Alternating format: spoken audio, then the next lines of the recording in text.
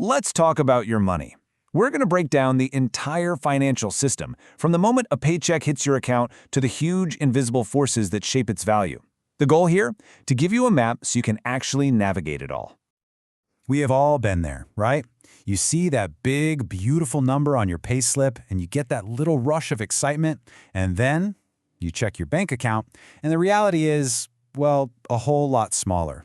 It's probably the first financial mystery any of us ever run into. That is the big question we're going to answer today. And it's not just about that missing chunk of change. It's about understanding the invisible systems that are running in the background of our lives every single day. So stick with me, and by the end of this, you're going to have that map. To really get a handle on your money, we have to start at the very beginning with a huge, kind of weird question. What even is money?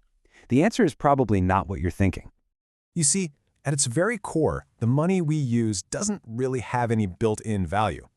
It's not like it's backed by a giant pile of gold in a vault somewhere anymore. Nope.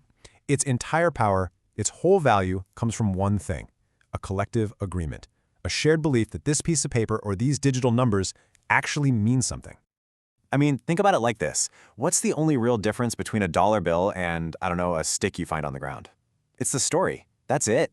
We've all collectively agreed that the piece of paper can get you a coffee, while the stick is, well, it's just a stick. The shared dream is the invisible foundation our entire economy is built on.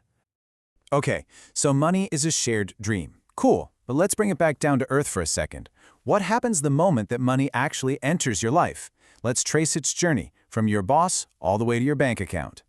And boom, here it is, the answer to our first big mystery. That missing money? It goes to taxes.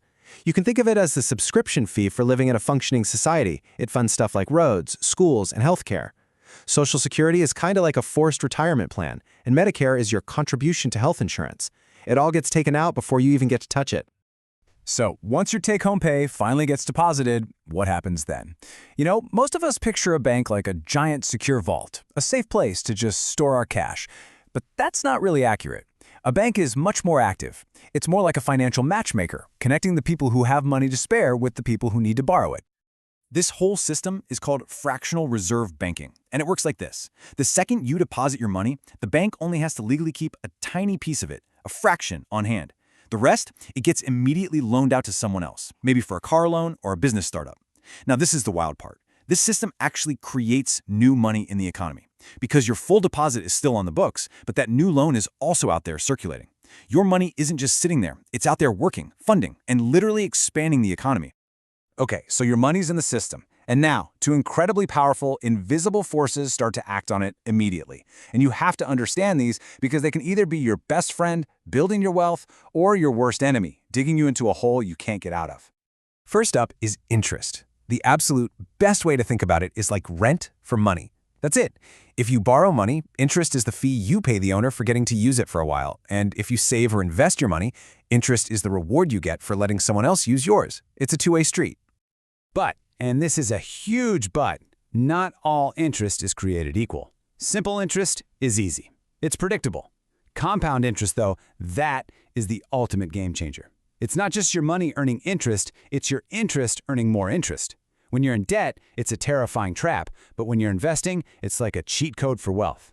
That $1,000 we talked about, invested at 10% for 30 years with simple interest, it turns into $4,000. Not bad. With compounding, it becomes over $17,000. The only question is it working for you or is it working against you? The second force is your credit score. Now, this number isn't a measure of how rich you are. It has nothing to do with that. It's a measure of how trustworthy you are. Lenders use this three-digit number to predict one thing: how likely are you to pay them back? A high score means you're a safe bet. A low score, you look like a walking red flag. So how did they come up with this score? Well, the biggest piece of the pie is your payment history. Simple as that. Do you pay your bills on time? Next up is something called credit utilization. Basically, how much of your available credit are you actually using?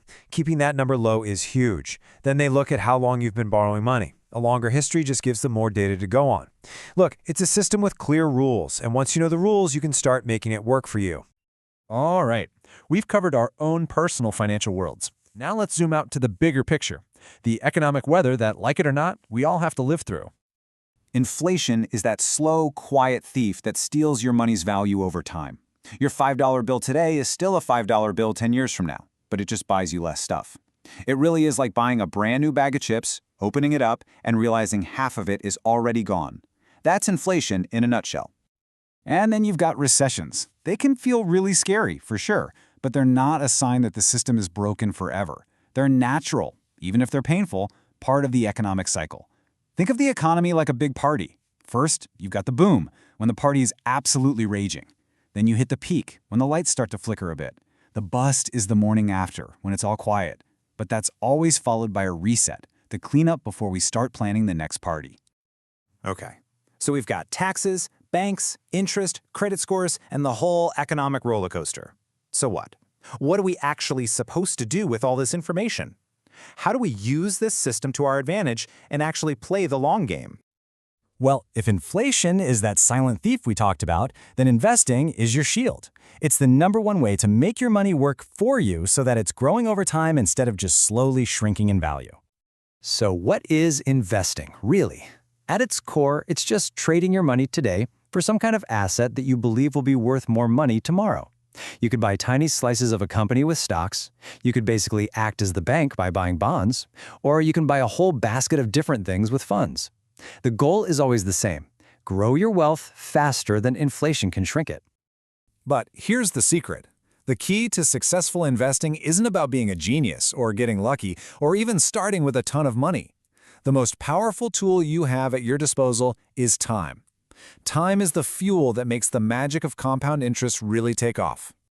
And that really brings us to the final and most important point. We talk all day about investing money, but let's be honest, money is something you can always make more of. Time, on the other hand, that is the one asset that is truly, completely finite for every single one of us. So when you look at everything we've covered, the real question isn't just about your dollars. It's about your days. How are you going to invest them?